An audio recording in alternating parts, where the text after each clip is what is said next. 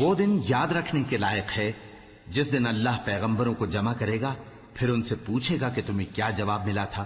وہ عرض کریں گے کہ ہمیں کچھ معلوم نہیں، تو ہی غیب کی باتوں سے واقف ہے۔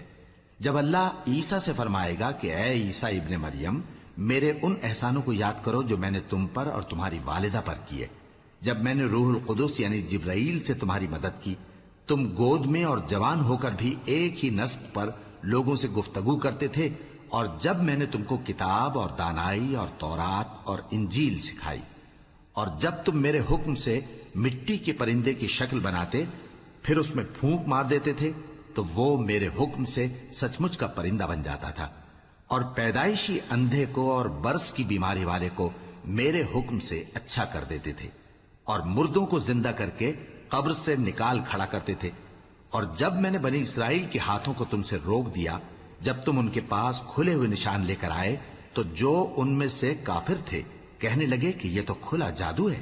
اور جب میں نے حواریوں کی طرف حکم بھیجا کہ مجھ پر اور میرے پیغمبر پر ایمان لاؤ، وہ کہنے لگے کہ پروردگار، ہم ایمان لائے، تو شاہد رہی ہو کہ ہم فرما بردار ہیں۔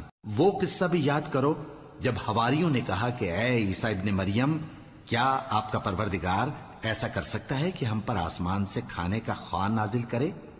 فرمایا، اگر ایمان رکھتے ہو تو اللہ سے ڈرو۔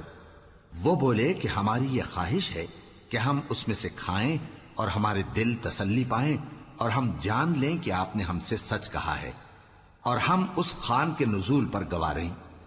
تب عیسیٰ ابن مریم نے دعا کی کہ اے ہمارے پروردگار، ہم پر آسمان سے خوان نازل فرما کہ ہمارے لیے وہ دن عید قرار پائے، یعنی ہمارے اگلوں اور پچھلوں سب کے لیے، اور وہ تیری طرف سے نشانی ہو، اور ہمیں رزق دے، اور تو بہترین رزق دینے والا ہے۔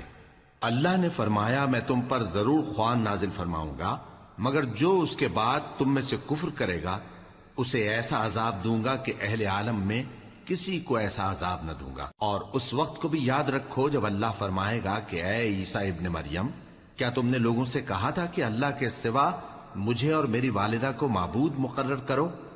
وہ کہیں گے کہ تو پاک ہے، مجھے کب شایع تھا کہ میں ایسی بات کہتا جس کا مجھے کچھ حق نہیں؟ اگر میں نے ایسا کہا ہوگا تو تجھ کو معلوم ہوگا، کیونکہ جو بات میرے جی میں ہے تو اسے جانتا ہے، اور جو تیرے جی میں ہے اسے میں نہیں جانتا۔ بے شک تو علام الغیوب ہے۔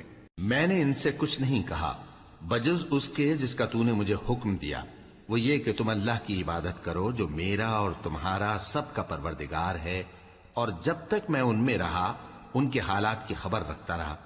پھر جب تو نے مجھے دنیا سے اٹھا لیا تو تو ہی ان کا نگراں تھا، اور تو ہر چیز سے خبردار ہے۔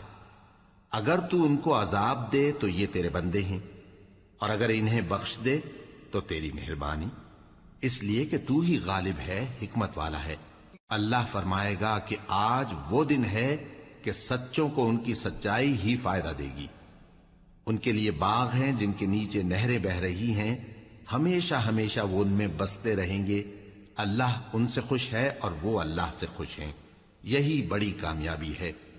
آسمان اور زمین اور جو کچھ ان دونوں میں ہے، سب پر اللہ ہی کی بادشاہی ہے، اور وہ ہر چیز پر قادر ہے۔